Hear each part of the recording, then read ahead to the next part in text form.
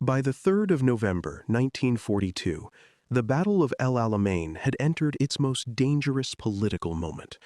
On the ground, Rommel's front was cracking under the pressure of Operation Supercharge, and the question was no longer whether the Axis line could be bruised. It was whether the Panzerarmee Afrika could escape before bruising became destruction. German and Italian troops were still fighting, and many local positions had not simply collapsed, but the defensive system was losing coherence.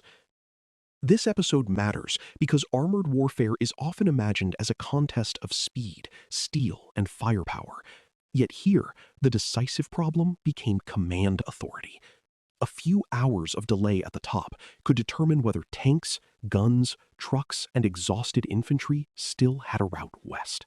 If you would like to move beyond the podcast, you can see my available books at militaryauthor.me. And at trackpads.com, you will find magazines and galleries with hundreds of thousands of photos and videos to explore. The crisis had been building for days. Montgomery's opening assault had not achieved an immediate breakthrough, but it had forced the Axis army into a battle of attrition it could not afford. The Australians had drawn attention toward the coast. British and Commonwealth infantry had kept widening the break-in. Artillery had pounded the line, and Supercharge had battered the deeper anti-tank screen. Rommel had already returned to a battlefield strained by fuel shortages, damaged communications, and shrinking reserves. His forces still contained excellent tactical fighters, especially among the German armored and anti-tank units, but tactical skill could not restore fuel that did not exist or replace formations already worn thin. The battle had reached the point where holding the front might preserve honor for a few hours while destroying the army. Rommel's problem was brutally practical. To remain in place meant keeping troops in positions that were being outflanked, shelled, and pressured by Allied armor moving beyond the mine belts. To withdraw meant abandoning ground, equipment, and many men who lacked transport. This was not a clean choice between cowardice and courage. It was a question of whether the Axis could trade space for survival before Montgomery's forces closed the exits. Mechanized armies can retreat only if they still have enough fuel, trucks, order, and road space to move. Once those things are gone, an order to withdraw becomes an admission that arrives too late. Rommel understood that the desert rewarded speed, but it punished armies that waited until movement was no longer possible. The order from Hitler forbidding retreat brought a distant political will crashing into a battlefield emergency. Hitler was not standing in the minefields near El Alamein, judging blocked tracks, fuel reports, and the condition of battered divisions. He was imposing the logic that had already become characteristic of his command style.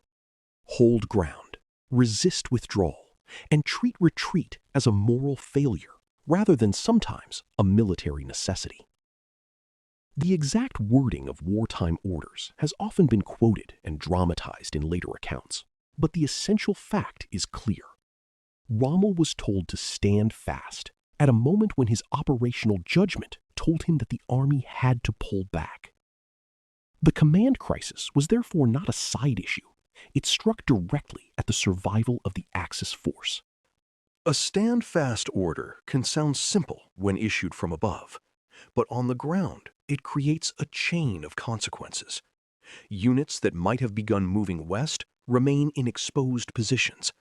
Fuel that might have been used for an organized withdrawal is consumed in local movement, counterattack, or confusion. Headquarters delay issuing instructions because they are waiting for political permission or trying to reconcile impossible demands. Rear area traffic becomes congested because everyone moves later and under greater pressure. The battlefield does not pause while commanders debate. British artillery continues firing, aircraft keep striking, and armored formations keep probing for the moment when retreat turns into rout. At El Alamein, time itself became one of Montgomery's weapons, and Hitler's order helped waste the Axis share of it. The Italian formations suffered especially from this delay because many lacked the transport needed for a rapid withdrawal. This point should be handled with care because it is not a story of one ally being brave and the other weak. Italian infantry divisions had fought under heavy bombardment with poor equipment, limited mobility, and a supply system that had been failing for months. If a motorized force receives a withdrawal order late, it may still escape with many vehicles. If a largely footbound formation receives the same order late, it may be trapped by circumstances no amount of courage can overcome. The command crisis, therefore, fell unevenly across the Axis army. German mobile elements had a better chance to run. Many Italian units faced abandonment, encirclement, or captivity. Rommel himself was not free from criticism, and his reputation should not be allowed to erase the complexity of the situation. He had taken risks earlier in the campaign, driven deep into Egypt on fragile logistics, and helped create the conditions in which his army now stood at the end of a long supply chain. Still, by early November, he recognized the operational reality more clearly than Hitler did. The line at El Alamein could not be restored by willpower. The question was whether the Axis could save a mobile corps for future fighting in Libya and Tunisia. That was a hard, unsentimental calculation. It treated the battlefield not as a place where political slogans could reverse material facts, but as a system of fuel, roads, reserves, morale, and time. On the British side, the command crisis created opportunity, but not an automatic victory. Montgomery still had to push armor through battered ground, maintain supply, and judge whether Axis movements were withdrawal, counterattack, or deception. British armored units had been waiting for the chance to move beyond the minefields, but pursuit after a breakthrough is never as simple as pointing west. Routes were crowded, tanks needed fuel, and units that had been fighting for days were tired. The Eighth Army had finally created the conditions for movement, yet it still had to convert those conditions into action. If Rommel delayed too long, British pressure could turn retreat into disaster. If the British moved too slowly, much of the Axis mobile force might still escape. This is where the episode becomes a lesson in operational tempo. Tempo does not mean mere speed. It means acting faster than the enemy can organize a coherent answer. Montgomery's army had spent days fighting slowly because mines and guns forced it to move slowly. Now the tempo was beginning to change. The Eighth Army's task was to accelerate from set-piece battle into pursuit, while Rommel's task was to shift from defense into withdrawal. Hitler's order interfered with that shift. It slowed decision-making at exactly the moment when the Axis needed clarity. In armored warfare, a delayed order can be as damaging as a lost tank regiment, because the machines depend on the command system to release them before roads close. There is a mythic quality to this moment, because later readers know that Rommel will retreat and that El Alamein will become a turning point.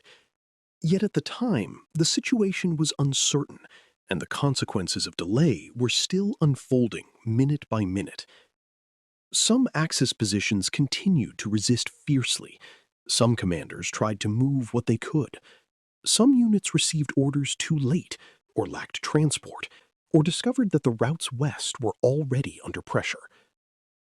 The danger of the hold order was not only that it asked men to die in place, it also disrupted the sequencing of retreat, and retreat is one of the most complex operations an army can conduct. To retreat under attack requires as much discipline as an advance, and sometimes more. The moral dimension should not be softened. Orders to hold can be necessary when a line must be preserved for a larger purpose, but they can also become a way for distant leaders to spend lives without accepting battlefield reality. At El Alamein, German and Italian soldiers were being asked to sustain a front whose material basis had largely failed.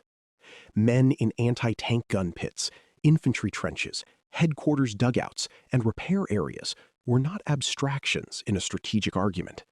They were the people who paid for hours lost above them. Some would escape west, many would not. The command crisis turned a military defeat into a human catastrophe for units that might have withdrawn earlier had the order been given in time. Hitler's stand-fast order did not by itself win the battle for Montgomery, and it would be misleading to pretend that a faster Axis retreat would have erased the consequences of Supercharge. The Eighth Army had already broken the line, and Rommel's army was already weakened by fuel shortage, air attack, artillery, and days of pressure. But the order mattered because it worsened the timing of withdrawal, especially for formations least able to move quickly. It showed the fatal gap between political command and battlefield mechanics. At El Alamein, armored warfare depended on fuel, repair, road space, and rapid decision. Hitler treated the desert line as a symbol to be held. Rommel had to face it as a machine already coming apart. In that gap between symbol and reality, the Axis army lost hours it could not afford. You've been listening to Famous Tank Battles.